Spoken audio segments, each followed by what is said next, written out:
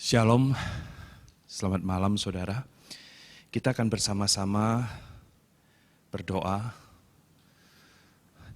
Kami menyerahkan waktu ini ke dalam tangan-Mu ya Tuhan. Engkau yang berkuasa dan pimpin kami ya Tuhan di dalam perenungan pada malam hari ini. Kami percaya Tuhan bahwa firman-Mu akan meneguhkan, menguatkan dan mengajar kami untuk semakin serupa dengan Kristus. Terima kasih Tuhan, pakai setiap kami dan juga terkhususnya hamba-Mu yang di dalam segala keterbatasannya. Di dalam nama Tuhan Yesus kami berdoa. Amin. Saudara, kalau kita kembali merenung saudara, beberapa bulan, tidak bisa dikatakan 1 tahun ya, tapi mungkin sekitar 10 bulan saudara kita mengalami pandemi ini. Di dalam masa pandemi ini saudara kita sungguh-sungguh mengalami banyak pembatasan. Banyak hal yang ingin kita kerjakan tidak bisa, dan juga saudara ketika anak-anak kita mau sekolah mereka pun tidak bisa untuk tatap muka secara fisik. Juga banyak protokol kesehatan yang membatasi kita, membatasi gerak kita. Dan kita tahu di dalam masa-masa pertama pandemi ini, ada istilah keluar PSBB. Ini adalah hukum atau tata aturan yang ada di dalam undang-undang negara kita. PSBB ini adalah pembatasan sosial skala besar, dan ketika ini dicanangkan dan kita yang ada di Jakarta, dan juga di daerah lain yang pemerintahnya melakukan PSBB ini, banyak hal yang boleh dikatakan kita benar-benar tidak bisa bergerak dan kita harus tinggal di dalam rumah, ataupun kita tidak bisa bekerja di kantor, kita tidak bisa bertemu dengan orang lain. Bagaimana rasanya ketika kita dibatasi saudara? Bagaimana rasanya ketika gerak kita, keinginan kita itu dibatasi? Tidak bisa melakukan apa yang ingin kita lakukan. Saudara, kalau kita melihat ke dalam kejadian saudara, sebenarnya sudah sangat wajar sekali bahwa manusia memang diciptakan oleh Tuhan dan diberikan batasan-batasan, diberikan aturan-aturan untuk membatasi gerak kita. Supaya apa? Supaya kita tetap ada di dalam rancangan Tuhan. Demikian juga ketika hukum di negara kita memberikan satu aturan yang harus kita jalani, yang membatasi gerak kita, itu adalah untuk kebaikan kita. Nah saudara yang saya kasihi di dalam Kristus Yesus, ketika hukum Taurat diberikan oleh Tuhan bagi kita, demikian juga ketika manusia sudah jatuh ke dalam dosa, hukum Taurat itu diberikan supaya kita dibatasi demi kebaikan diri kita sendiri. Tetapi pada dasarnya manusia saudara, dari penciptaan kita sudah membacanya bahwa manusia itu sulit sekali untuk taat, untuk ikut kepada aturan yang diberikan. Sehingga saya mungkin menggunakan sebuah kata bahwa manusia itu memiliki sifat dasar yang memberontak. Sehingga manusia jatuh ke dalam dosa, dan dosa itu membentuk kehidupan, membentuk manusia itu untuk tetap melanggar hukum yang diberikan oleh Tuhan. Dan di dalam kehidupan sehari-hari kita pun mengalaminya. Kita pun mungkin kita sendiri melakukannya, melanggar hukum itu. Sehingga tidak heran ada sebuah perkataan yang mengatakan demikian, bahwa hukum dibuat untuk dilanggar. Tetapi sebagai seorang Kristen, sebagai murid Yesus, seharusnya kita tidak melakukan itu. Seharusnya kita taat kepada hukum, seharusnya kita menjalankan hukum itu dengan komitmen yang penuh. Karena hukum itu kita tahu bahwa hukum itu adalah baik untuk kita. Sebagai murid Kristus seharusnya kita meneladani Yesus. Belajar untuk tidak keluar dari batas-batas yang diberikan oleh Tuhan kepada kita. Saudara, Kita akan membaca satu bagian daripada firman Tuhan sebagai pedoman, sebagai tuntunan di dalam perenungan kita pada malam hari ini. Filipi pasal 2, ayat 5 sampai dengan 7. Di sana dikatakan, hendaklah kamu dalam hidupmu bersama menaruh pikiran dan perasaan yang terdapat juga dalam Kristus Yesus, yang walaupun dalam rupa Allah tidak menganggap kesetaraan dengan Allah sebagai milik yang harus dipertahankan, melainkan telah mengosongkan dirinya sendiri dan mengambil rupa seorang hamba dan menjadi sama dengan manusia. Paulus menuliskan ini dengan jelas sekali. Nah, saudara yang saya kasih di dalam Kristus Yesus, di dalam masa bulan Desember ini, kita sering sekali mendengar tentang khotbah atau sharing tentang kelahiran daripada Yesus. Di dalam Injil Matius dan Lukas itu dicatat kisah ini. Nah, kisah daripada kelahiran Yesus yang kita dengarkan di setiap bulan Desember, kita percaya bahwa Allah yang kita sembah, Allah yang kita percaya ini adalah Allah yang tidak terbatas, Allah yang maha ada, Allah yang maha kuasa, Allah yang maha kasih. Tetapi mengapa Tuhan memilih cara demikian untuk lahir ke dalam dunia ini? Saya ingin mengatakan seperti demikian, saudara, bahwa kisah kelahiran daripada Yesus ini merupakan sebuah pemberitaan. Pemberitaan apa? Pemberitaan bahwa Allah yang tidak terbatas, Allah yang maha kuasa, Allah yang menciptakan langit dan bumi ini membatasi dirinya, menjadikan dirinya terbatas. Ini adalah berita pemberitaan kelahiran daripada Yesus ke dalam dunia ini. Allah yang tidak terbatas datang ke dalam dunia ini, membatasi dirinya, masuk ke dalam dunia yang diciptakan yang terbatas. Ini poin yang pertama. Allah membatasi dirinya dengan datang ke dalam dunia yang terbatas. Di dalam Alkitab kita, kitab suci kita, Kejadian pasal 1 ayat yang pertama, di sana dikatakan pada mulanya Allah menciptakan langit dan bumi. Ini membuktikan bahwa Allah yang menciptakan alam semesta ini, Allah yang maha kuasa. Kalau saya mau menggambarkannya seperti demikian, saudara, bahwa Allah berada di luar daripada ciptaannya. Dia ada di luar dan dia mengontrol, dia memelihara, dia juga terus menopang ciptaannya itu. Dia ada di luar daripada ciptaannya. Tetapi dia memelihara, dia mengasihi ciptaannya. Dan kelahiran Yesus itu menjadi sebuah berita, menjadi sebuah kejadian di mana Allah yang tadinya ada di luar, dia masuk ke dalam ciptaannya. Dia datang ke dalam dunia yang dia ciptakan.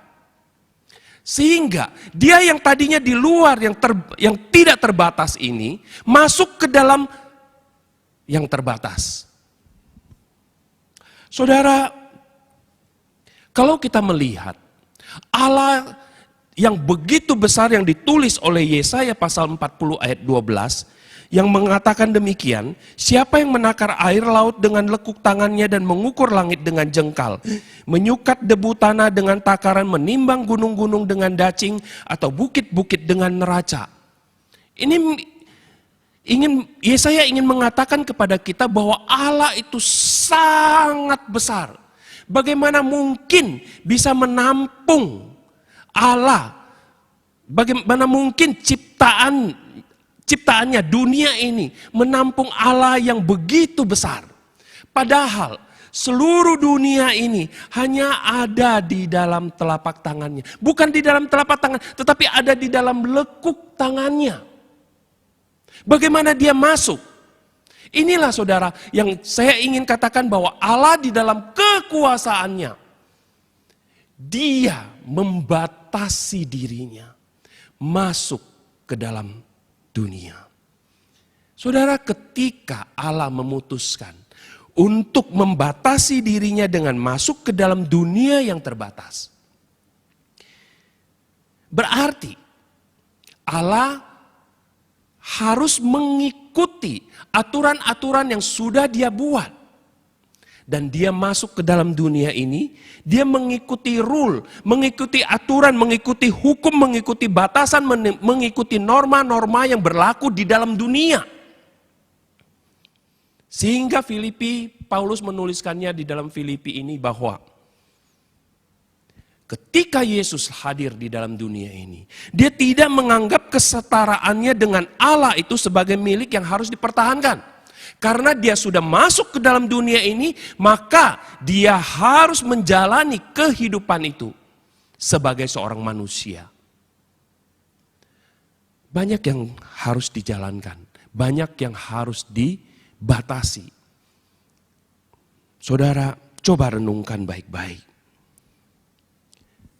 Jikalau Allah yang begitu besar, jikalau Allah yang maha kuasa itu mau membatasi dirinya masuk ke dalam dunia ini, lalu siapakah kita?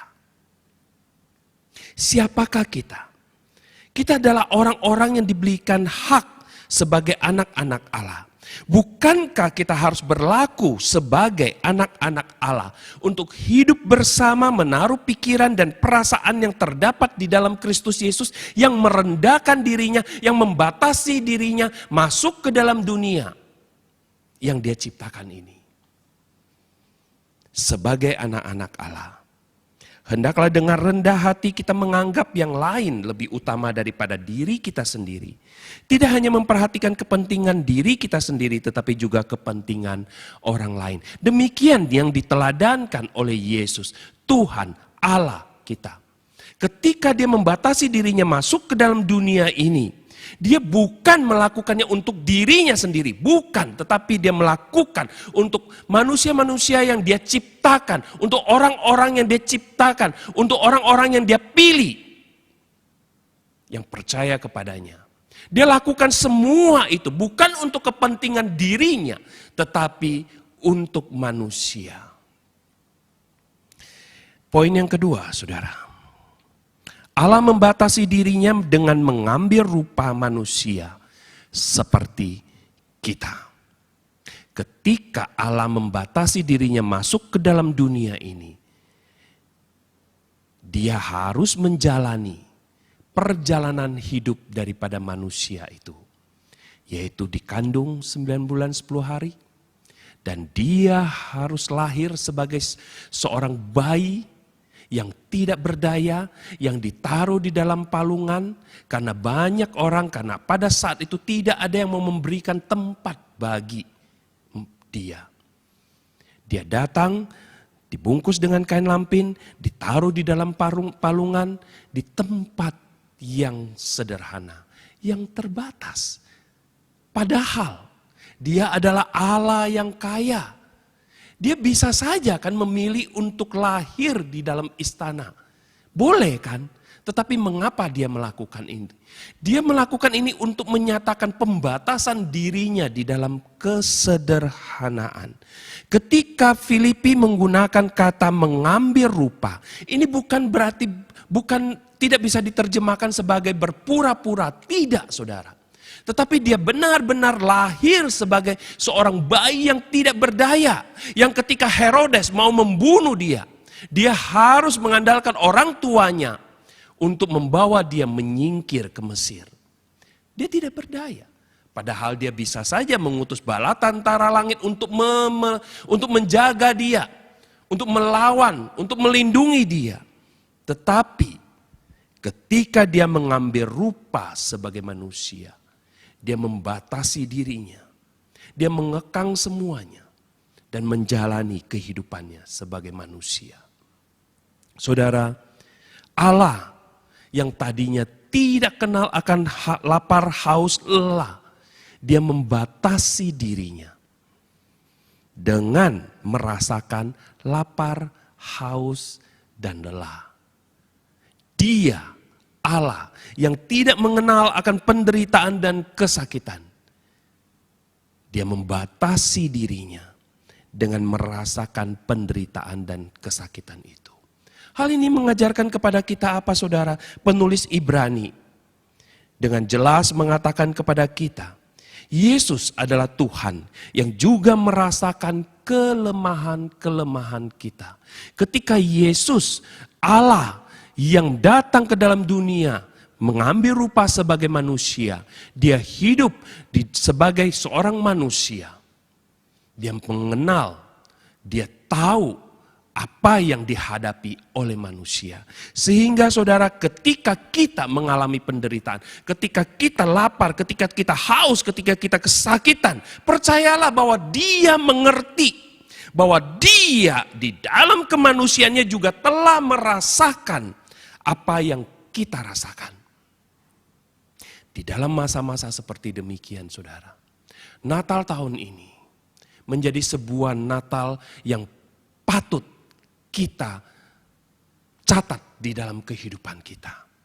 2021, Natal 2021, mungkin kita sudah bisa mengadakan ibadah di gereja. Mungkin saudara, saya katakan demikian, karena saya tidak bisa melihat masa depan. Tetapi saya memiliki sebuah iman bahwa pandemi ini akan segera berlalu. Tetapi tahun ini, tanggal 24 nanti, kebaktian malam terang lilin, kita melakukannya di rumah.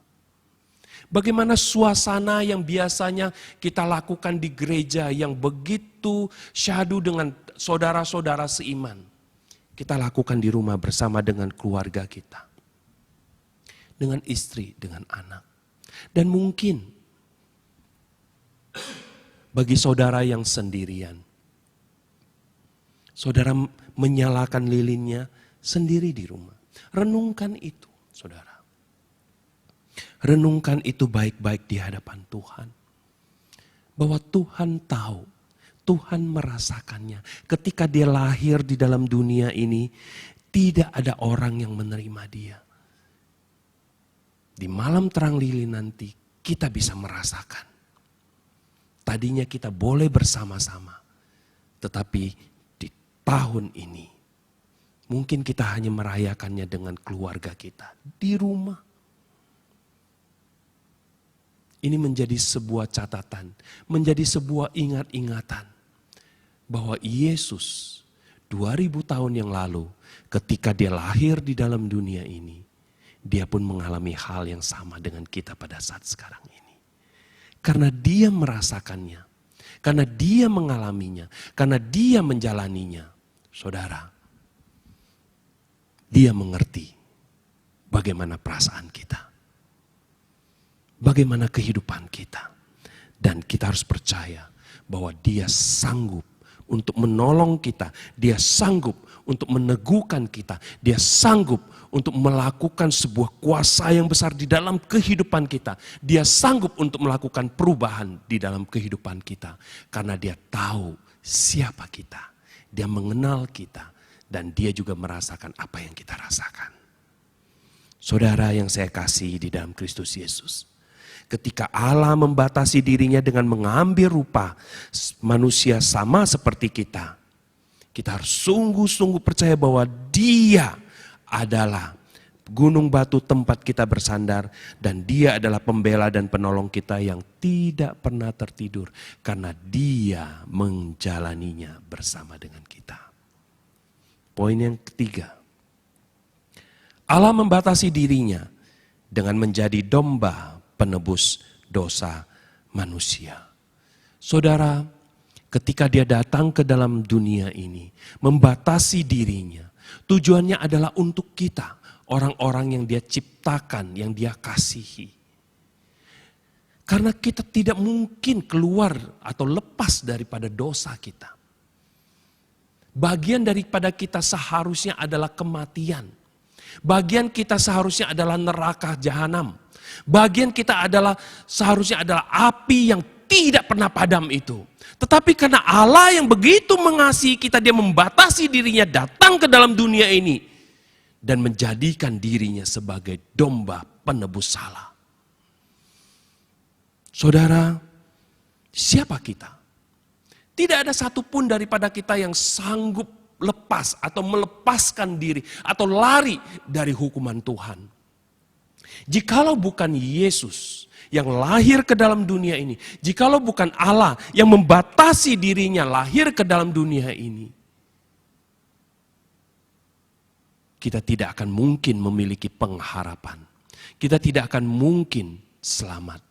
Dan kita tidak akan mungkin kembali kepada Allah yang menciptakan kita di dalam surga yang Dia janjikan bagi kita. Siapa kita, saudara? Kita bukan orang suci, kita bukan orang kudus. Tetapi karena Dia datang sebagai domba Allah, Dia menyucikan kita, Dia menguduskan kita. Selayaknya di dalam kehidupan kita, kita tetap beriman teguh di dalam setiap keadaan, di dalam setiap situasi. Kita percaya kepada Dia. Saudara, Yohanes pasal 3 ayat 16 dan 17 sangat jelas dikatakan. Karena begitu besar kasih Allah akan dunia ini, sehingga Ia telah mengaruniakan anaknya yang tunggal supaya setiap orang yang percaya kepadanya tidak binasa, melainkan beroleh hidup yang kekal. Sebab Allah mengutus anaknya ke dalam dunia bukan untuk menghakimi dunia, melainkan untuk menyelamatkannya oleh Dia. Kita yang sudah mengalami dan menerima keselamatan itu, selayaknya juga kita memberitakan kepada orang lain. Ini menjadi sebuah kesempatan di dalam Natal tahun ini, saudara. Ketika setiap Natal di tahun-tahun yang sudah lewat, kita dianjurkan, kita diajak untuk membawa jiwa-jiwa bagi Tuhan pada malam Natal. Mungkin kita membawa saudara kita, mungkin kita membawa orang tua kita. Tetapi seberapa banyak yang bisa membawa orang tuanya atau saudaranya untuk datang kepada Tuhan. Natal tahun ini, saudara, ini merupakan sebuah momen yang begitu indah. Orang tuamu yang belum percaya kepada Tuhan, pasanganmu yang belum percaya kepada Tuhan, mari ajak dia untuk ikut di dalam ibadah malam terang lilin tanggal 24. Duduk bersama dia, duduk dengan orang yang engkau kasih yang belum percaya kepada Tuhan. Beritakan bahwa Yesus, bahwa Allah telah datang membatasi dirinya ke dalam dunia ini untuk dia. Saudara yang saya kasih di dalam Kristus Yesus, sekali lagi saya ingin katakan bahwa pada Natal tahun ini, mari kita belajar, mari kita berusaha, mari kita mengambil komitmen untuk membatasi diri kita. Belajar, saudara. Di dalam masa ini merupakan satu hal yang begitu indah yang Tuhan izinkan di dalam kehidupan kita. Kita membatasi diri kita seperti Allah yang telah membatasi dirinya lahir ke dalam dunia ini sebagai Yesus juru selamat kita. Dan kita meneladani Yesus di dalam segala ketaatan, di dalam ketaatan kepada setiap kehendak, rencana, perintah Tuhan. Sehingga saudara, semua orang yang melihat kehidupan kita memuliakan Dia, memuliakan Allah. Karena kita adalah Kristus-Kristus kecil yang harusnya menjadi terang di dalam dunia ini. Yang harusnya menjadi duta Injil bagi orang-orang yang masih ada di dalam kegelapan. Kiranya firman pada malam hari ini sungguh boleh meneguhkan setiap kita. Sungguh boleh memacu kita untuk sadar siapa diri kita ini sebenarnya. Dan kepada siapa kita menyerahkan hidup kita. Dan kepada siapa kita meneladani. Amin. Mari kita berdoa. Segala puji syukur hanyalah bagimu Tuhan. Engkau adalah Allah yang begitu baik. Yang telah memberikan sebuah pembelajaran yang begitu indah bagi kami. Engkau yang tidak terbatas. Engkau yang maha kuasa, maha ada, maha suci. Tetapi engkau rela, engkau mau membatasi dirimu. Untuk datang ke dalam dunia ini demi kami. Demi kami, manusia-manusia yang engkau ciptakan. Demi menebus dosa-dosa kami. Tuhan, ajar kami, agar kami sungguh juga di dalam kehidupan kami meneladani kehidupan Yesus, agar hidup kami menjadi saksi bagi nama-Mu demi kemuliaan nama-Mu. Di dalam nama Tuhan Yesus kami berdoa. Amin. Tuhan berkati saudara.